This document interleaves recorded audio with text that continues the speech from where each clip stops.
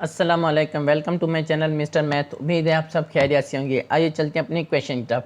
x is 36 years old and y is 16 years.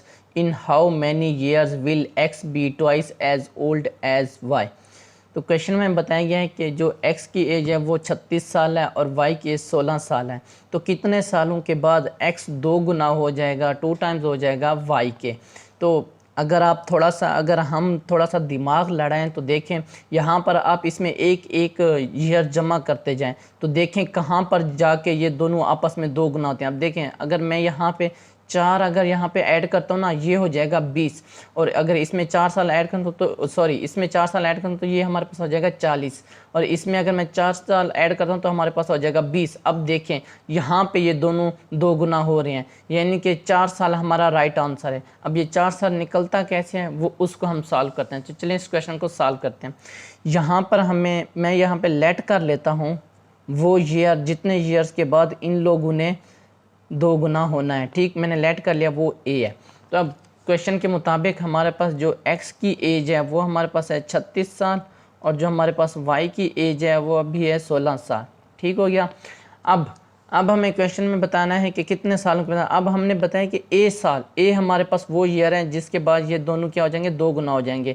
अब यहाँ पे मैं कह सकता हूँ अब आने वाले साल है ना, तो जब आने वाले साल होते हैं तो हम उसमें नंबर ऑफ़ ईयर प्लस करते हैं, अगर पिछले साल होते तो हम उसमें नंबर ऑफ़ ईयर माइनस करते हैं। यहाँ पे आने वाले साल में वो 2 गुना हो जाएगा x, यानी कि यहाँ पे मैं कह सकता हूँ आने वाले साल में इसकी एज होगी 36 प्लस a, क्योंकि नंबर ऑफ़ ईयर हमारे पास a है तो a है। यहाँ पे इसकी भी एज हो जाएगी 16 प्लस a। ये जो एज है ये आफ्टर एज ईयर्स है। ठीक हो गया, a साल के बाद है। अब यहाँ पर हमारे पास जो x है अब वो 2 गुना हो गया है y के। ठीक हो गया। अब मैं यहाँ से मैं x को इक्वल करना चाहता हूँ y के, तो मैं नहीं कर सकता। क्यों नहीं कर सकता? क्योंकि x 2 गुना ज़्यादा है, मुझे y को 2 गुना बड़ा करना पड़ेगा। तो मुझे यहाँ से 2 से मल्टीप्लाई कर दूंगा तो y भी अब 2 गुना बड़ा हो गया है। तो अब ये दोनों इक्वेशन बैलेंस है। तो यहाँ पर हमारे पास x की वैल्यू है 36 प्लस a है, यह 2 इंटू वाई की जो एज है हमारे पास 16 प्लस a है। तो यहाँ पे क्या होगा हमारे पास 36 प्लस a इक्वल हो जाएगा 16 को 2 से मल्टीप्लाई करें तो हमारे पास 32 प्लस 2a। अब यहाँ पर ये a इधर आके माइनस हो जाएगा, 36 माइनस ये 32 इधर आके माइनस हो जाएगा, is equal to 2a minus a।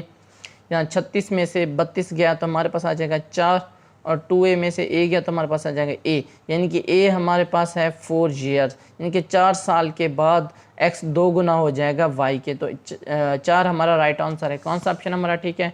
Option D हमारा राइट ऑप्शन है। ये मेरे इंस्टाग्राम की आईडी है, अगर आपको कोई भी इशू पेश होता है मुझे इंस्टाग्राम पर मैसेज कर सकते हैं। थैंक यू, अल्लाह हाफिज़। मिलते हैं एक और नेक्स्ट क्वेश्चन की तरफ।